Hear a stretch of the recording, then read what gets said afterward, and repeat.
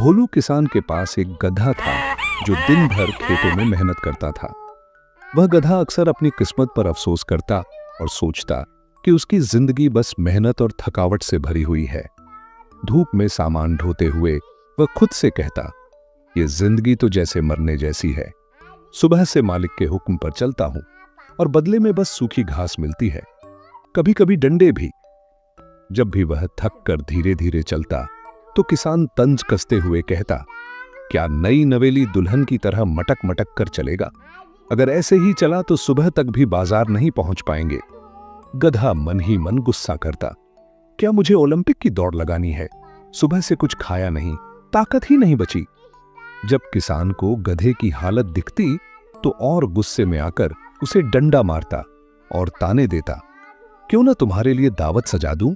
आराम से खाओ पियो और जब मन करे तब काम पर चलना। ये सुनकर गधा चुपचाप अपनी चाल तेज कर लेता, मगर दिल में अपनी किस्मत को कोसता रहता।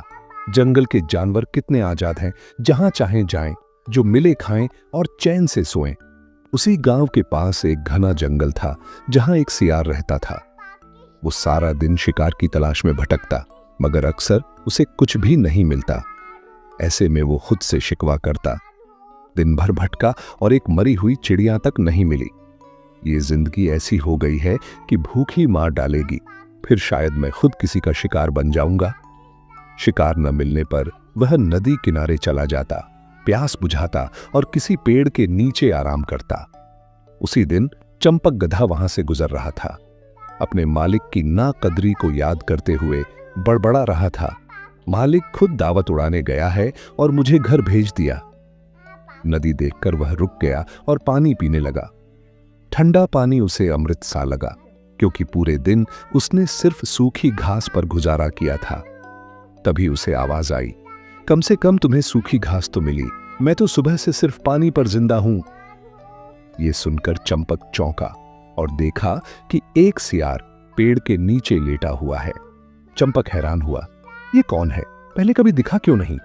सियार ने बताया कि वह जंगल में रहता है और शिकार की तलाश में यहां आ निकला है। चंपक ने कहा, मैं पालतू हूं, मालिक के लिए काम करता हूं और बदले में खाता हूं, कभी घास और कभी डंडे। सियार ने भी अपनी मुश्किलें बताईं। मेरी जिंदगी तो जंग जैसी है, हर वक्त कोई ना कोई खतरा। चंपक ने टोका, मेरी जिंदगी भी आसान नहीं है, बस काम, थकावट और ताने ही ताने। सियार बोला, फिर भी तुम सुरक्षित तो हो मालिक के घर में। चंपक ने कहा, कैसी सुरक्षा? अगर जिंदगी ही घुट घुट कर जीनी हो तो शिकार बन जाना ही बेहतर है। सियार ने तंज कसते हुए कहा, लगता है जंगल में रहना तुम्हें बहुत आसान लग रहा है। अगर हिम्मत है तो एक दिन मेरी जगह आकर रहकर देखो। चंपक हंस पड़ा, यह कैसा मजाक है? भला गधा सियार की जिंदगी कैसे जी सकता है? सियार ने रहस्यमय अंदाज में कहा, जंगल में एक सुनहरा हिरण है जो रूप बदलने की शक्ति रखता है। अगर वह चाहे तो हमारी मदद कर सकता है। चंपक हैरानी से बोला, सच में ऐसा होता है? सियार ने कहा, हां, लेकिन वो किसी चीज के बदले में ही मदद करता है। चंपक बोला, मेरे पास तो कुछ कीमती नहीं है।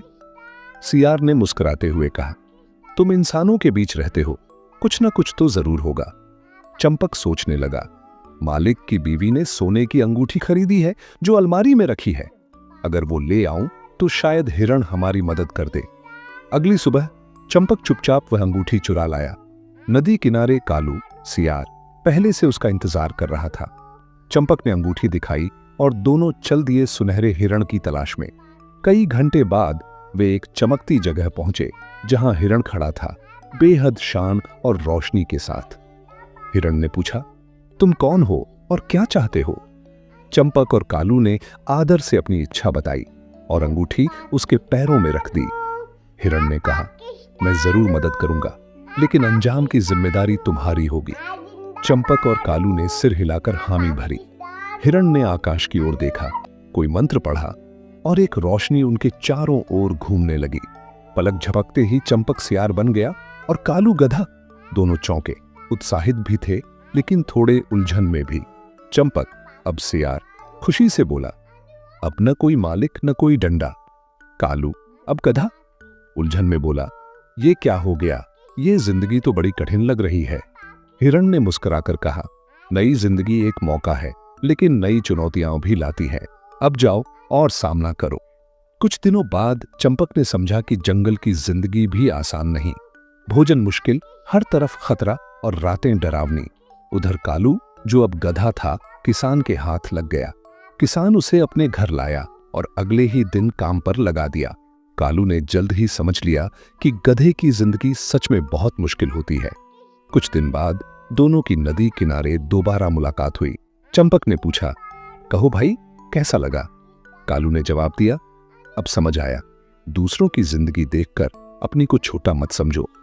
और चंपक ने भी माना, सच में अपनी जिंदगी ही सबसे बेहतर है।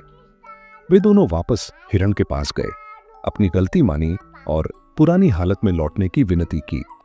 हिरण ने उन्हें माफ किया। फिर से रोशनी उनके चारों ओर घूमी और वे अपनी असली हालत में लौट आए। अब चंपक पहले से ज्यादा शुक्रगुजार था और कालू भी जंगल में चैन से रहने लगा। कभी किसी ने अपनी किस्मत को बुरा ना कहा। सीख, कभी दूसरों की जिंदगी देखकर अपनी को कम मत समझो, क्योंकि हर जिंदगी की अपनी लड़ाइयां और अपनी परीक्षाएं होती हैं।